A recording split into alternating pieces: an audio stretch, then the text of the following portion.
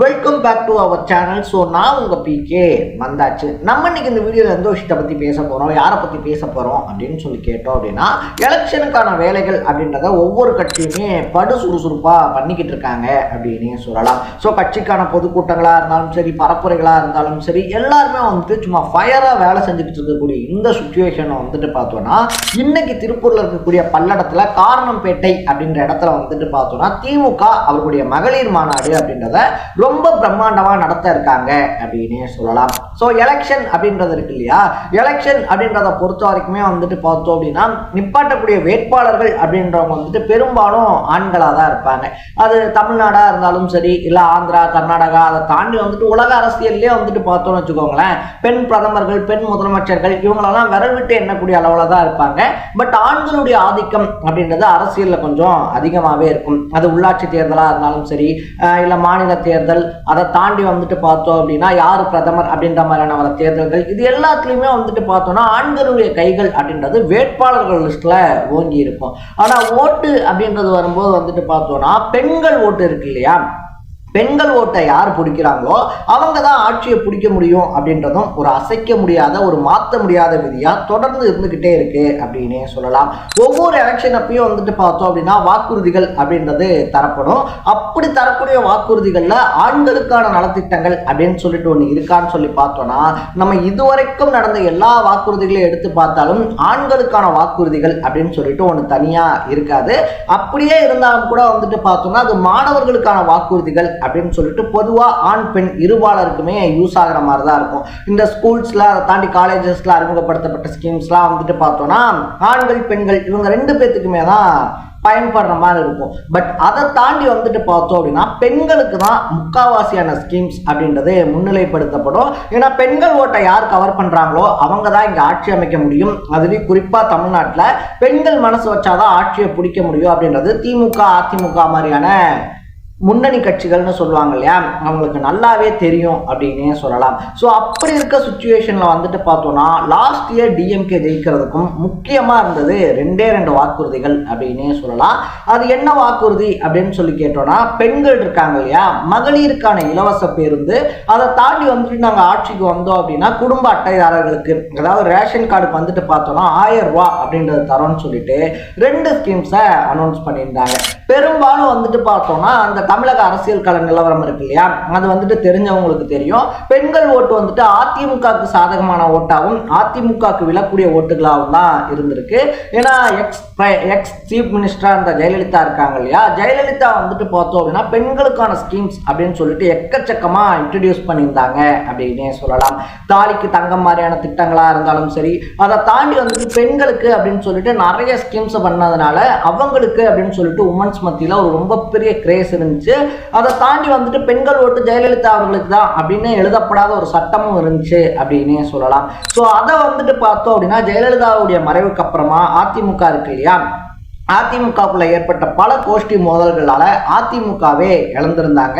அந்த நேரத்தில் தான் கரெக்டாக வந்துட்டு பார்த்தோம்னா திமுக இந்த 2 அனௌன்ஸ்மெண்ட் அப்படின்றத விட்டுருந்தாங்க. எங்களை நீங்கள் ஆட்சி கட்டில உட்கார வச்சிங்க அப்படின்னா நாங்கள் உங்களுக்கு 1000 ரூபா பணமும் இலவச பேருந்தும் விடுறோம் அப்படின்னு சொல்லி சொன்னோன்னே, எப்பயும் அதிமுகவுக்கு விழக்கூடிய ஓட்டு திமுகவுக்கு விழுந்துருந்துச்சு அப்படின்னு தான் சொன்னோம். ஸோ ஜெயலலிதா மாதிரியான மூத்த தலைவர்கள் இல்லாதது ஒரு பக்கம், பெண்களுக்கான ஓட்டை பிடிச்சது ஒரு பக்கம்னு சொல்லிட்டு திமுக ஆட்சியை பிடிச்சிருந்தாங்க. ஆட்சியை பிடிச்சதோட மட்டும் இல்லாமல் சொன்ன மாதிரியே வந்துட்டு பார்த்தோம் அப்படின்னா லேட்டாக தான் அவங்க கொடுக்க ஆரம்பிச்சாங்க அப்படின்னாலும் என்ன இருந்தாலும் சொன்ன மாதிரி மகளிருக்கு 1000 ரூபா பணம் மாசமும் இலவச பேருந்து அப்படின்றதையும் விட்டுருந்தாங்க அப்படின்னே சொல்லலாம்.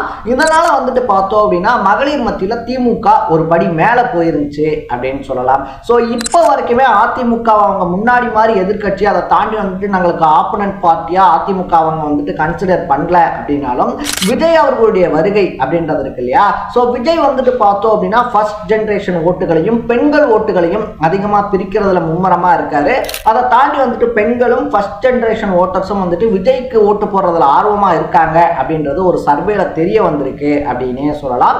இது திமுகவுக்கும் நல்லாவே தெரியும். அதனாலதான் போன டைம் தனக்கு விழுந்த அந்த மகளிர் ஓட்டை மறுபடியும் தக்க வச்சுக்கணும் அப்படின்ற முனைப்புல இருக்கான் திமுக. இதனாலதான் வந்துட்டு பார்த்தோம்னா பெண்களை மையப்படுத்தி நிறைய விழாக்களை ரீசன்ட் டைம்ல எடுத்துக்கிட்டு இருக்காங்க. அப்படி ஒரு விழாவா தான் இந்த வெல்லும் தமிழ் பெண்கள் இருக்காங்க இல்லையா, அந்த ஒரு விழாவும் திருப்பூர்ல நடத்தப்படுது அப்படின்னே சொல்லலாம். இந்த மாநாட்டை பொறுத்த வரைக்குமே வந்துட்டு பார்த்தோம்னா மகளிர் அணி சார்பில் கனிமொழி இருக்காங்க இல்லையா, நாடாளுமன்ற உறுப்பினர் கனிமொழி அவர்கள் தான் இந்த விழாவை தலைமை ஏற்று நடத்துறாங்களா. அது மட்டும் இல்லாம வந்துட்டு இதுல சீஃப் மினிஸ்டரான ஸ்டாலின் இருக்கார் இல்லையா, அவரும் வந்து பேச இருக்காரு அப்படின்னே சொல்லப்படுது. எலெக்ஷனுக்கு இன்னும் 6 மாசமும் பொங்கலுக்கு இன்னும் ஒரு 20 இருந்து 25 நாளும் இருக்கிறதுனால ஏதாவது ரொம்ப பெரிய அறிவிப்பு இந்த மாநாட்டில் அறிவிப்பதற்கான வாய்ப்புகள் ரொம்ப அதிகம் அப்படின்னு சொல்லப்படுது. மகளிர் உரிமை தொகையை 1000 ரூபாயில இருந்து 1500 ரூபாய் எக்ஸ்டெண்ட் பண்றதுக்கான வாய்ப்புகள் அதிகமா இருக்கு அப்படின்னு சொல்லிக்கிறாங்க. இது மட்டும் இல்லாம வந்துட்டு பார்த்தோம்னா வரக்கூடிய பொங்கல் இருக்கு இல்லையா, அந்த பொங்கலுக்கு வந்துட்டு ஒரு ரேஷன் கார்டுக்கு 5000 ரூபாய் அப்படின்னு சொல்லிட்டு அறிவிக்கிறதுக்கான வாய்ப்புகளும் ரொம்ப அதிகமா இருக்கு அப்படின்ற பேச்சுகளும் அடிபட்டுக்கிட்டு இருக்கு அப்படின்னு தான் சொல்லணும். நேற்று நடந்த பொதுக்கூட்டத்துல தான் வந்துட்டு பார்த்தோம் அப்படின்னா அந்த பரப்புரை கூட்டம் இருக்கு இல்லையா, அதுல ஐயா எடப்பாடி பழனிசாமி என்ன சொல்லியிருக்காரு அப்படின்னு பார்த்தோம்னா, நாங்க ஜெயிச்சு வரோம் அப்படின்ற பட்சத்துல 5 லட்சம் மகளிர் இருக்காங்க இல்லையா, அவங்களுக்கு வந்துட்டு பைக் வாங்குறதுக்கு மானிய விலையில பைக் வாங்குறதுக்கு நாங்க வந்துட்டு ஏற்பாடு பண்ணுவோம்.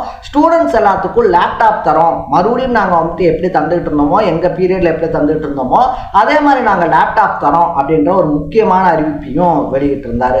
ஒரு பக்கத்துல எடப்பாடி பழனிசாமியும் சமாளிக்கணும், இன்னொரு பக்கத்துல வந்துட்டு போன டைம் விழுந்த மகளிர் ஓட்டுகளையும் தனக்கு விளைவிக்கணும் அப்படின்றதுனால இந்த டைம் இந்த மகளிர் மாநாடு இருக்கு இல்லையா, அதை ரொம்ப பிரம்மாண்டமா ரெடி பண்ணியிருக்காங்களாம் திமுக தலைமை. கிட்டத்தட்ட 98 ஏக்கர்ல இந்த மாநாடு அப்படின்றதுக்கான முழு செட்டப்ஸும் ஏற்பாடு பண்ணப்பட்டிருக்கான். பெண்கள் மாநாடு அப்படின்றதுனால கழிவறைகள் ஆரம்பிச்சு உணவுகள் ஆரம்பிச்சு எல்லாத்தையும் பார்த்து செஞ்சிருக்காங்களாம். மருத்துவ குழுக்கள் வந்து எல்லாமே பர்ஃபெக்ஷனா வச்சிருக்காங்களாம். ஸோ இந்த மாநாட்டை வெற்றிகரமா நடத்தி முடிச்சு தலைமை கிட்ட குட் புக்ல இன்னும் ஒரு முக்கியமான பொறுப்பை வாங்கிடலாம் அப்படின்ற கணக்கு போட்டிருக்காங்களாம் கனிமொழி அவர்கள். ஸோ எப்படி இந்த மாநாடு நடக்க போது, முதலமைச்சர் ஸ்டாலின் என்னென்ன அறிவிப்புகளை விட போறாரு அப்படின்றத நம்ம வெயிட் பண்ணி தான் பார்க்கணும். ஸோ இந்த வீடியோவை பார்க்கக்கூடிய பெண்கள் இந்த டைம் எலெக்ஷன்ல இந்த வாக்குறுதி கொடுத்தா நான் அவருக்கு ஓட்டு போடுவேன், இல்லை நல்லா இருக்கும் அப்படின்னு சொல்லி ஃபீல் பண்ணீங்கன்னா அது என்ன வாக்குறுதி அப்படின்றத கமெண்ட்ல போட்டு மறக்காம சேனலை ஃபாலோ ஒன் சப்ஸ்கிரைப் பண்ணிக்கங்க. நாளைக்கு இதே மாதிரி இன்னொரு இன்ட்ரெஸ்டிங்கான வீடியோட சந்திக்கலாம். Tata, bye by.